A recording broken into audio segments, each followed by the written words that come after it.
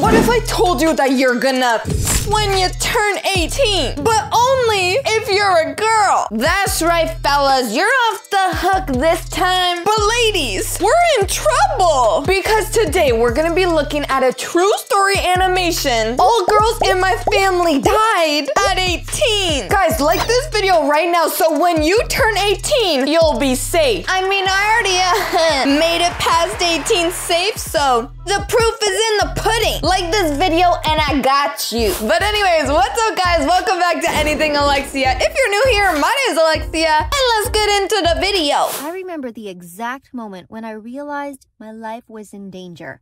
For weeks it had been building up and suddenly I was sitting there and it dawned on me. If I didn't take drastic measures to ensure my safety, I would lose my life. Never in a million years did I think I'd only get to live for 18 years. There was still so much I wanted to do with my life. I mean, I'd barely even kissed a boy, and I hadn't even gone to college yet. This couldn't be happening.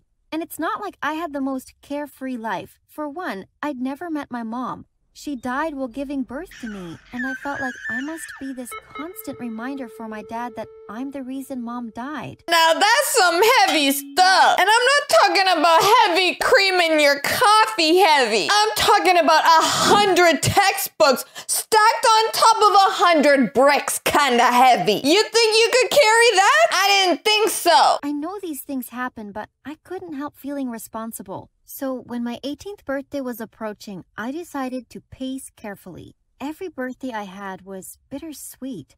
I always had cake and presents, but at the same time, we always visited Mom's grave and took her flowers. She died so I could be born. Honestly, it's the biggest burden I'll ever carry. Turning 18 felt like a big deal because that was the age my mom died. Yep, she fell pregnant very young and her death was so tragic.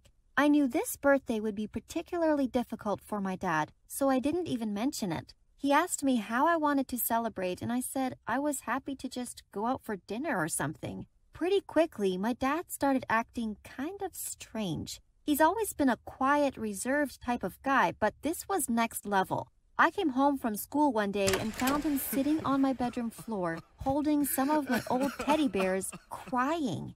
I was so shocked. I saw my dad cry often, but this was different. Okay, quick question. You walk in your room and find your dad crying, sobbing all over your two favorite teddy bears. Do you A, go give your dad a hug and make him feel better? Or B, steal your teddy bears away and get mad at your dad for leaking his disgusting tears all over your favorite teddy bears? Come on, Dad, you're ruining them. Get a grip of yourself. Comment down below, A or B. He looked really sad. I went over to him to ask what was wrong, and he pulled me onto the ground and he wouldn't stop hugging me. That was just the beginning. Throughout the next couple of weeks, he wouldn't leave me alone.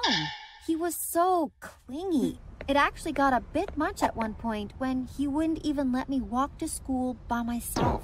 He insisted on walking with me, and he even tried to hold my hand when we were crossing the road. I pushed his hand away and said, "Dad, stop it. I'm almost 18. I'm not a kid. I can cross the road by myself."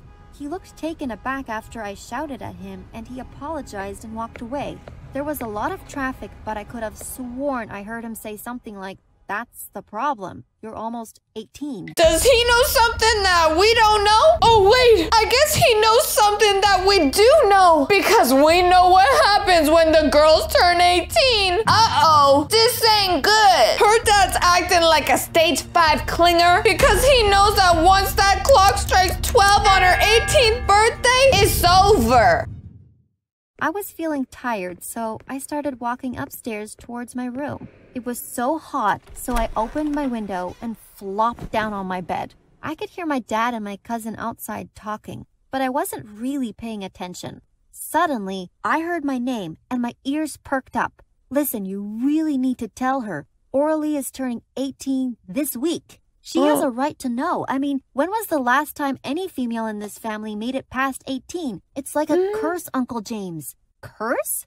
What was my cousin talking about? What did I have a right to know? I ran downstairs as fast as I could, but my cousin was already in his car driving off. I screamed his name, but he just waved and then was gone. As I turned around, my dad was standing in the doorway. Dad, what's going on?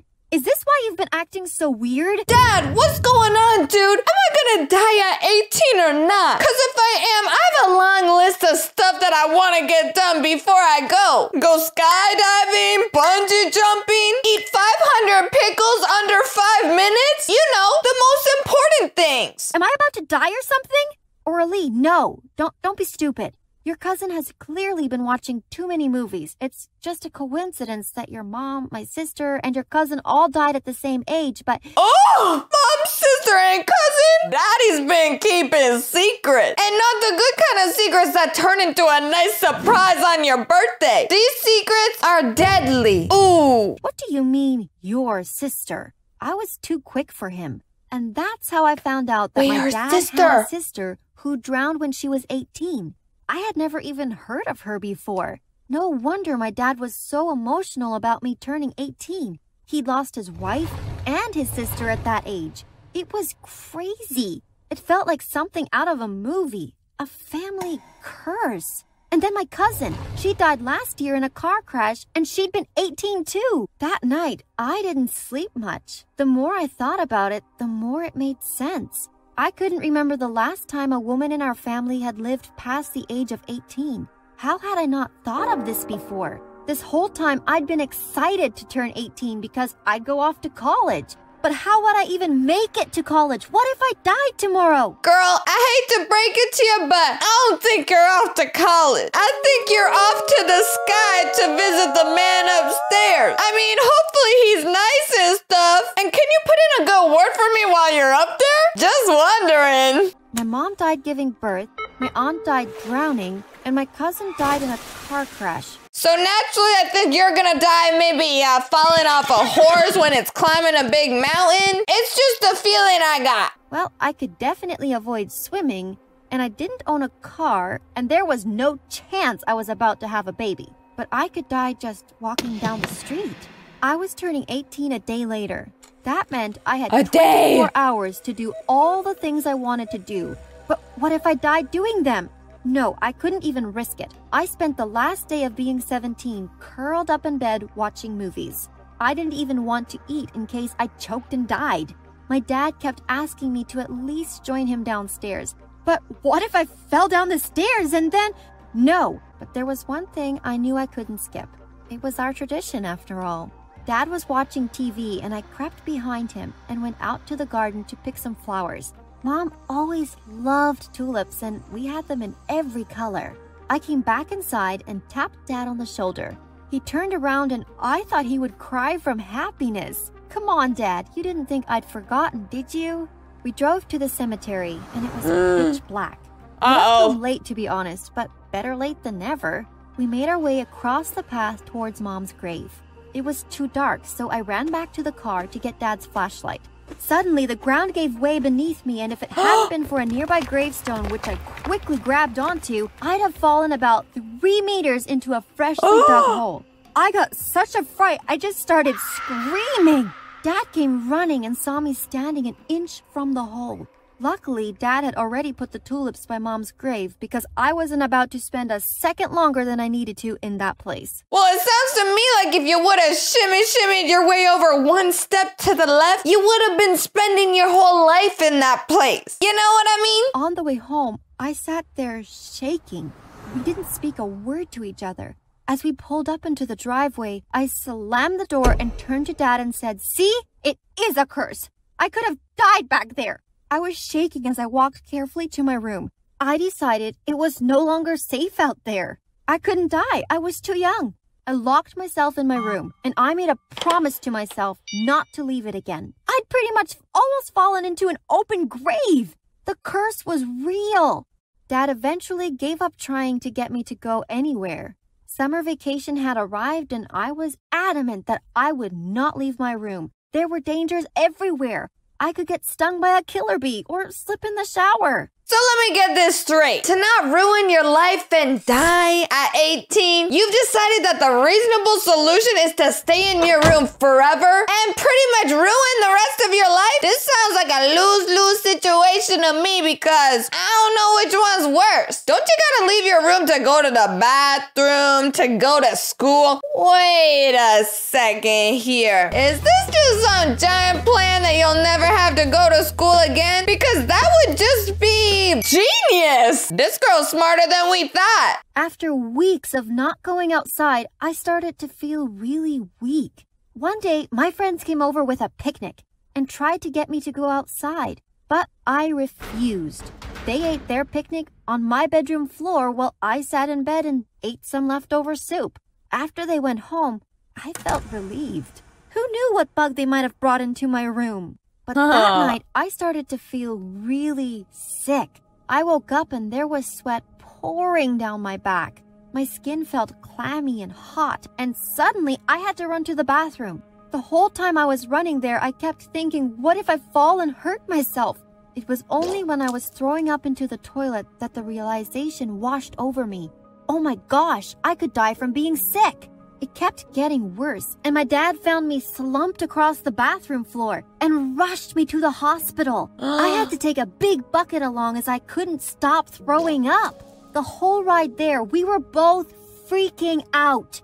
Dad kept apologizing, saying he was sorry, and maybe there really was a curse, which definitely didn't help the matter. You're telling me this girl's probably the scaredest she's ever been in her whole life? And what words of encouragement does her dad have to say to her? Oh yeah, sweetie, I'm sorry. There probably is a curse in this family and you're probably gonna die. Wow, Dad, you really always know how to say the right thing. Not? We reached the hospital and Dad had to basically pick me up and drag me through the doors. That's how weak I was. Then, to make matters worse, the doctor who had saved my life when Mom died was the one who was on duty, which of course just brought a whole flood of emotions back for my dad. Could this night get any crazier?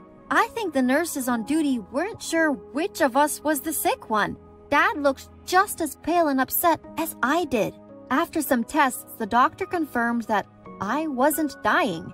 I just had a severe case of food poisoning from the soup I'd eaten, and also a bit of malnutrition from staying indoors for so long and refusing to eat properly. You mean I'm not going to die, Doc? What about the curse? Doc, you mean that I'm perfectly healthy and I'm not gonna die? Yes, miss, you're perfectly fine. Are you sure that there's not some kind of big curse on me that's gonna strike me down at any moment? No, miss. Like I said, you're good. Gosh darn it, Doc, are you serious? I already planned for myself to die. You see here? It's already written in my planner. I can't go back on that now. What about the curse? At this, the doctor started laughing. Okay, Orly, you need to get some rest, and your old man too. You're both a bit delirious, I think. After a couple of days of rest in the hospital, I was ready to go home. I'd survived. Had I beaten the curse? On the drive home, out of nowhere, Dad just burst out laughing. Orly, I think you actually cursed yourself. How ironic is that? You refused to go outside and you refused to eat the food your friends cooked, and still you got sick. It's all in our heads, I think. Let's just put this all behind us. It's all just coincidence, okay? There's no such thing as curses. And you know what? Dad was right. I'd become so fixated on keeping myself out of danger that I'd actually brought it on myself. It's like I'd drawn this bad energy towards me. Well, this is at least what I tried to convince myself with, because honestly, a small part of me still believes that I have avoided a curse rather than it not ever existing. I mean, I did kinda almost die a couple of times. Coincidence? Maybe yes, maybe not. I'm 23 years old now, and sometimes I still fear for my life. Oh, and when it comes to kids of my own, maybe I shouldn't even have any. I mean, what if there was a chance it was real and my daughter would be stuck with a stupid curse, especially after seeing how hard it was for my father to deal with it?